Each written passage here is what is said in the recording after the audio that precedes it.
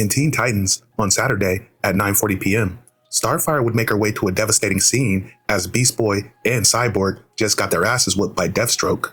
But as it turns out, this is not actually Deathstroke, as Jericho, Deathstroke's son, has possessed his body. As Bart Allen dukes it out with a possessed Deathstroke, Kid Flash hits Deathstroke with a flurry of strikes from multiple different angles. But as Kid Flash gets knocked back, Robin throws a batarang, grazing Slade in the eye. But as Slade is getting ready to go at it with Robin, Superboy descends from the sky, knocking Deathstroke into the concrete. But as Deathstroke is picking himself up off the ground, Wonder Girl grabs him with her lasso. She then tosses him through a building before using the power of Zeus to shock the shit out of him.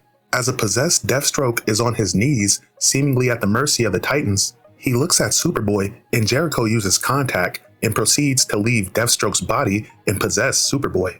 With Superboy under his possession, Jericho flies into the air. Now Superboy was never proficient with his heat vision, but Jericho immediately activates this power, using it against the Titans. Kid Flash hops on Superboy and apologizes in advance before throwing him into a tree. Cyborg follows up by throwing a car on top of Superboy. But as the Titans mobilize, Superboy flies out from under the rubble. A possessed Superboy then looks at Bart Allen before using contact and leaving Superboy's body to possess Kid Flash. Now possessed Kid Flash charges Beast Boy and beats his ass, as Beast Boy is no match for his speed. But as Wonder Girl grabs Kid Flash and flies into the air, Jericho looks at Starfire and uses contact and then proceeds to possess her body.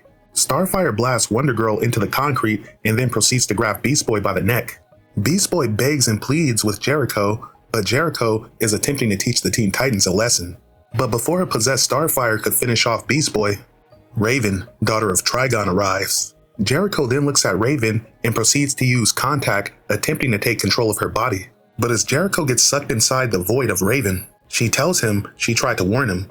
But before the Titans can figure out what just happened, a mysterious voice says they've located her, before a bunch of flaming hands grab Raven and proceed to disappear. Now the Titans are like, what the fuck? Because not only do they not know what happened to Raven, but Deathstroke seemingly delted the hell out of there as well.